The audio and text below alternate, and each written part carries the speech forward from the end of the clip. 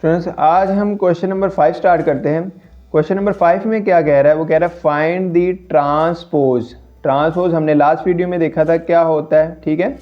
Find the transpose of the following matrices. उसने हमें कुछ मैट्रिसेस दिए हैं तो हमने उसका ट्रांसपोज मालूम करना है। बड़ा सिंपल है स्टूडेंट्स। ट्रांसपोज मालूम करने के लिए हम क्या करते थे, आपको याद होगा, ए के ऊपर हम क्या लिख लेंगे, छोटा सा एक टी लगा देंगे, ठीक है। टी का मतलब ट्रांसपोज इज इक्वल टू, ठीक है, ये मैट्रिक्स वैसे ही लिख लेंगे 0 1 -2, ठीक है। इसके ऊपर भी हम ट्रांसपोज छोटा सा लगा देंगे, ठीक है। अब स्टूडेंट्स यहाँ पर टी जब लगाया तो इसका मतलब अभी इसका ट्रांसपोज हमने लेना है, ठीक है। जब हम ट्रांसपोज ले लेंगे उसके बाद हम मैट्रिक्स के ऊपर टी नहीं लगाएंगे, ये आपने ज़हन में रखना है, ठीक है। अब इसका अगर मैं ट्रांसपोज लेता हूँ तो ट्रांसपोज का तरीकाकार क्या था, अगर आपके पास कोई रो है उसको कॉलम में कन्वर्ट कर दो, तो यहाँ अगर कोई कॉलम है उसको रो में तब्दील कर दो, तो दोनों चीज़ें आप कर सकते हो। अब यहाँ पर एक कॉलम है, इसको रो में कन्वर्ट कर दो, यानी कि ये कॉलम है इसको आप रो में लिख दो। तो पहली वैल्यू क्या है आपके पास 0, दूसरी वैल्यू क्या है 1, तीसरी वैल्यू क्या है -2, ठीक है। अब आप इसके ऊपर टी नहीं लगाओगे क्योंकि अब आप इसका ट्रांसपोज निकाल चुके हो, ठीक है। तो ए का ट्रांसपोज आपके पास ये आएगा 0 1 -2। ट्रांसपोज सिंपल ये होता है कि अगर आपके पास कोई मैट्रिक्स है, ठीक है, उसका अगर आपने ट्रांसपोज लेना हो तो या तो आप रो को कॉलम में कन्वर्ट कर दो या कॉलम को रो में कन्वर्ट कर दो। अब हमारे इस केस में कॉलम था एक, ठीक है, जैसे कि आप देख सकते हो, तो इसको हमने क्या किया, रो में कन्वर्ट कर दिया, तो ये इसका ट्रांसपोज होगा। सिंपल सी चीज़ है, 0 इधर आ गया, 1 इधर आ गया, -2 इधर आ गया। अब आप देख सकते हो कि ये जो हमारे पास मैट्रिक्स बना है ये रो में बना है, ठीक है। तो ये ए का ट्रांसपोज बनेगा। फ्रेंड्स आगे हमारे पास पार्ट 2 है। पार्ट 2 में क्या दिया हुआ है, बी एक मैट्रिक्स दी है, ठीक है। उसमें एलिमेंट्स क्या हैं 5 1 -6, ठीक है। अब इसका ट्रांसपोज लेना, ट्रांसपोज लेने का तरीका अभी मैंने आपको बताया। तो ट्रांसपोज आपने लेना है तो आप क्या करोगे, बी के ऊपर ट्रांसपोज लोगे, ठीक है। उसके अलावा इस मैट्रिक्स के ऊपर भी अभी ट्रांसपोज लिखोगे, ठीक है। अब ट्रांसपोज लेने का मैंने तरीकाकार आपको बताया कि अगर आपके पास जो रो हो उसको आप कॉलम में कन्वर्ट कर दो, अगर कॉलम है तो उसको आप रो में कन्वर्ट कर दो। अब इस क्वेश्चन में हमारे पास आप देखो कि एक रो है, तो इसको अब आप किस में कन्वर्ट करोगे, कॉलम में। तो कॉलम में सबसे पहले एंट्री कौन सी आएगी 5, उसके बाद क्या आएगी 1, उसके बाद क्या आएगी -6। तो आप अब इसको मैट्रिक्स को बंद कर दो, अब इसके ऊपर ट्रांसपोज नहीं लगाओगे, ठीक है, जैसे कि मैंने पहले बताया कि अब आप इसका ट्रांसपोज ले चुके हो। तो बी का ट्रांसपोज क्या है, ये है आपके पास, ठीक है। अब स्टूडेंट्स आगे नेक्स्ट पार्ट करते हैं हम।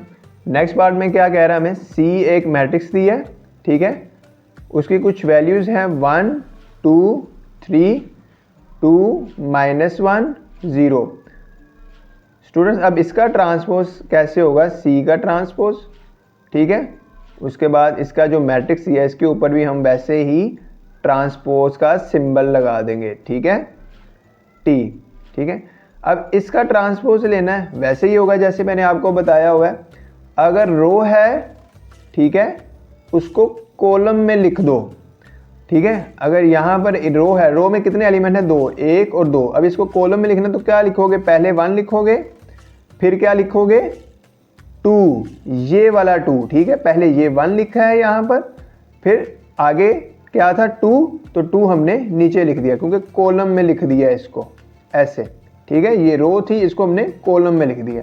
आगे नीचे एक और रो है, ठीक है, इसको भी कॉलम में लिखो, इसको सेकंड कॉलम बनेगा तो इसको हम कैसे लिख सकते हैं 2 -1, ये दूसरा कॉलम बन गया, ठीक है।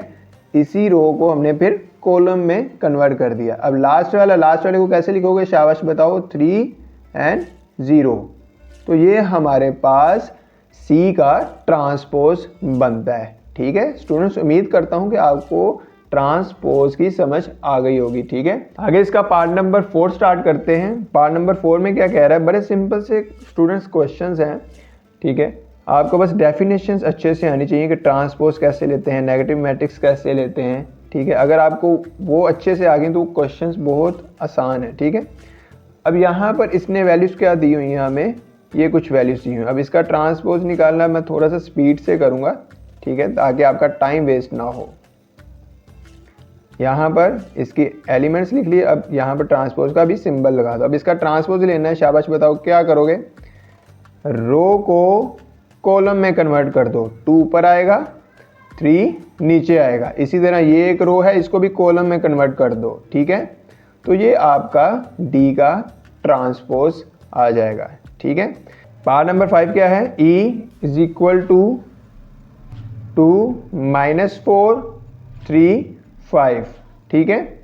अब शाबाश आप बताओ कि इसका ट्रांसपोज क्या बनेगा, 3 5, ये मैंने ट्रांसपोज ऊपर लिख लिया। अब इसका ट्रांसपोज लिखना क्या करोगे, रो है इसको कॉलम में कन्वर्ट कर दो, ये एक रो है इसको भी कॉलम में कन्वर्ट कर दो, तो ये आपका ई का ट्रांसपोज निकल आएगा, ठीक है। स्टूडेंट्स लास्ट पार्ट करते हैं क्वेश्चन नंबर 5 का।